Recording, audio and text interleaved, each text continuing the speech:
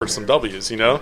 So I don't really go for them. To be honest, I said it last night, I haven't even gotten one in the game. Because, me neither. It's not the way I play it. Me neither. But, yeah. So, and like when I say that, I have this fear. Okay, yeah. When I say that, I have this fear that people will say, "Oh, I get them even when I don't go for them." Really? No, you don't.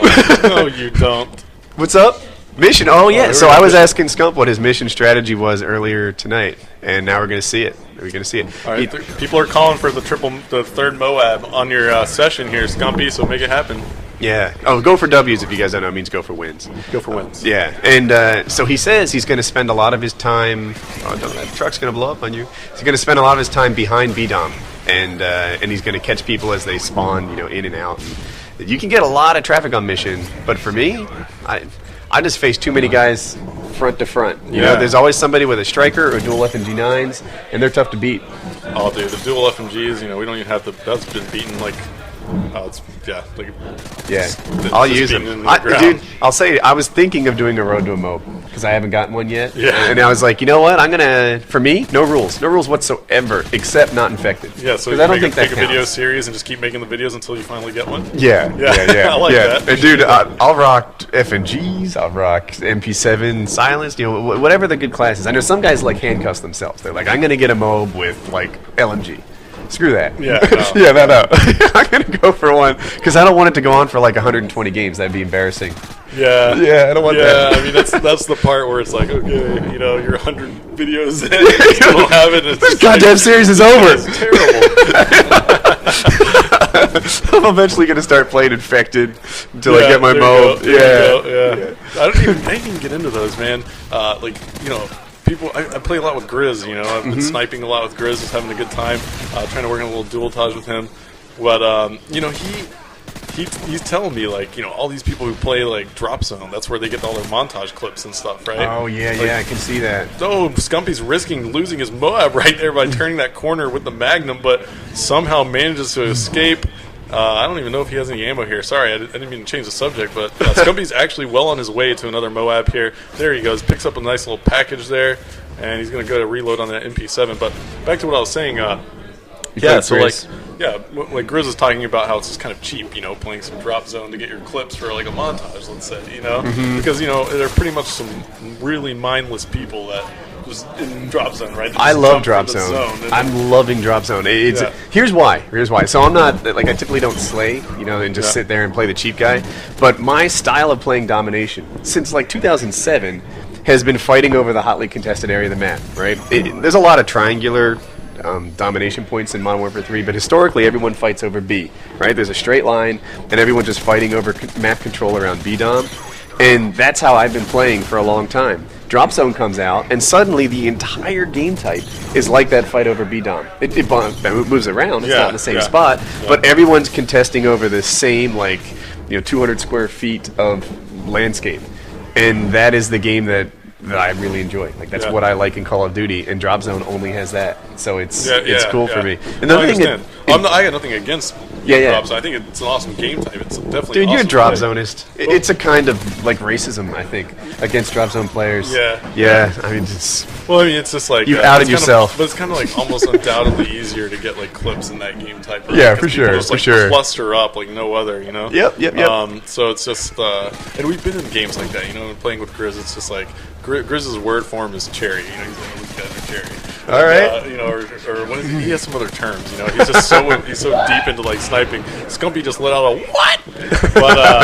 But you know, it's just like whenever you see guys who are quote cherry from Grizz, you know, they like all just punch up in like alleys and they all jump on. You know, it's when domination they'll get like 6-7 guys in ground war on the same flag trying to cap it, right? When there's just absolutely no need for that. And, you know, they just run mindlessly around. You know, and that's like I think Drop Zone has a lot of those players. Have you played Infection much?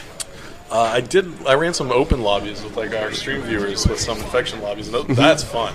That is really fun. That's what Infection is. Right? It's to me, it's fun, right? Like if I play domination, at least in my head, it's competitive, right? I'm pushing. If I have a teammate going 2 and 30, I don't usually fuss at him, but inside my head, I'm mad at him, right? You know, like come on, man, I need a guy on my team. There's some guy's AFK in domination or TDM, and he's just holding us down. I don't like that. In Infection, Dude, this is all about the giggles. You know, the only reason I'm here is to just goof off a bit. I don't care about my KD. I don't care about my points. I don't care. Like, when you play Infection, it's... Jesus, sorry. I'm just watching. It's just for fun. Oh, my God. Sorry, I didn't mean to cut you off there. Oh, did he just die? Scumpi just killed every single player on the other team in like 2 seconds. So, did he survive all that? You know, he did until the 6th. And then yeah, Gommel, Scumpi. Yeah. Well, yeah, you're right. So, you know, game types like Infection are important to the Call of Duty franchise because, you know, it just kind of... Those game types, we need those game types, the ones where you're not supposed to care. You need a break sometimes. You're not supposed to care, and if you do care about it that much, like an Infection, then like, you know, there's something wrong with your head. Something wrong with you, yeah. It's just, you know, you go. I mean, you can go ultra try-hard mode in those, but you can only laugh when you die, right? You know, it's not like, oh, okay. Exactly. You're not going to throw your controller through a window because you just died in Infection. No. If you do, then Infection's about goofing off. But, you know, then again, when you're being competitive, like, I've broken a couple of controllers, I won't lie. And I know, like, you know, I've heard you and Wings talk about this before. Yeah. You know, like, I've never broken one, but one time I threw one. Yeah, and the battery pack came off. Rare. You know what it is? Like, the battery pack came off, and then there was that moment of shame. Then there was, like the... I can't believe I just got that mad. It was like, what did I just do? You know, you're a grown-up, and you threw a game controller, you jackass. Yeah, and that happens to me, too. I mean, you know, I'm 28 years old, but that happened to me. No one's cleaning up after me. It's like, oh, man, I'm like looking under the couch for controller pieces, and it's like, this sucks. Mine was awesome, though, because it was definitely the biggest fit of rage I've had probably in the last 5 years of my life. But I just got so angry, you know, that this seriously, I can't even believe I'm telling the story, but it was when MLG made the transition to PlayStation 3, right? So I'm like having to use this little ass controller, and I just could not get my hands around this thing.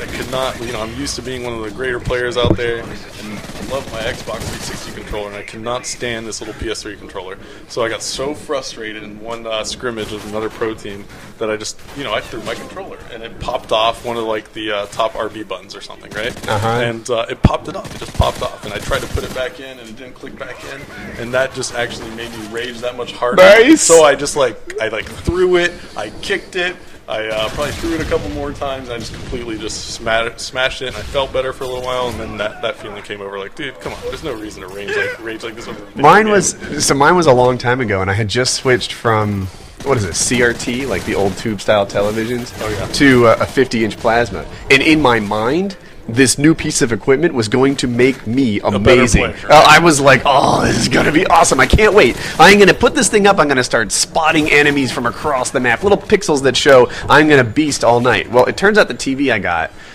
the old school EnVyUs, I don't know if they're still like that, had a lot of input lag. Yeah, they all do, yeah. And big. It was big, and it was old, and all of a sudden I went from the CRT, which instantly told me what was happening on the screen. It went from the internet to a newspaper. That was like how it felt. Suddenly, everything I'm seeing on screen was recent history, and not like what's actually happening.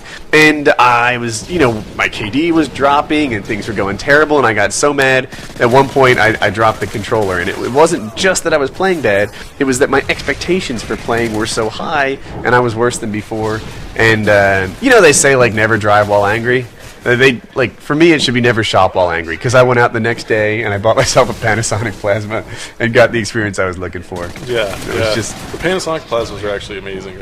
Yeah, they're good. I went on the internet, I did a little research, and I pulled out my credit card and got it. Yeah, they're actually, you know, that's what I did when I was in college. I actually sold televisions for a living.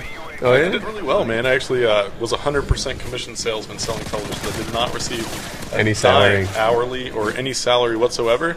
But I averaged making $27 an hour when I was in college selling TVs.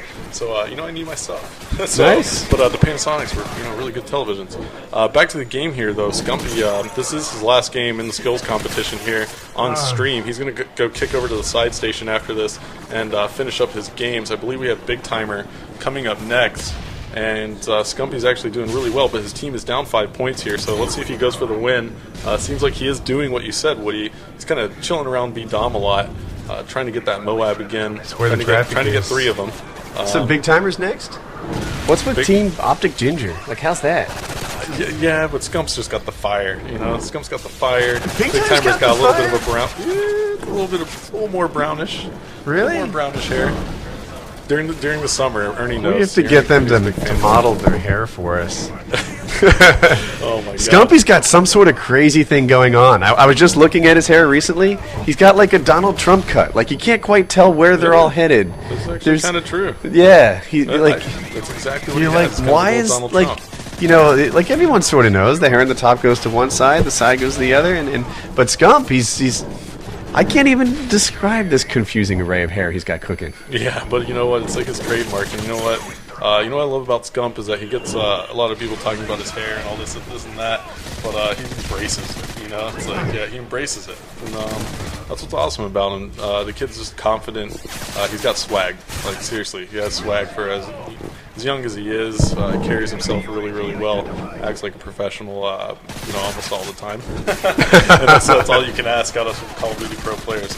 So, you know, it's really been great getting to know him as he just gets a monster kill right there. Yeah, double kill. I really wish we had, like, the voice sometimes, you know, in Call of Duty. You know, like you get in, like, Unreal Tournament or Halo, you know, you double kill, triple kill. I wish we had that, dude. It's, like, gratifying to hear that in other games.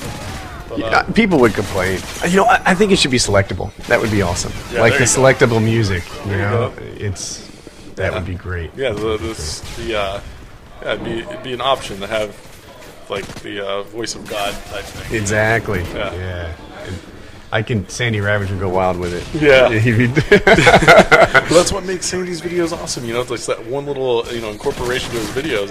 You know, it makes it like immediately, you know, that's a Sandy Ravage video. You know? Yeah, I remember when Sandy started commentating.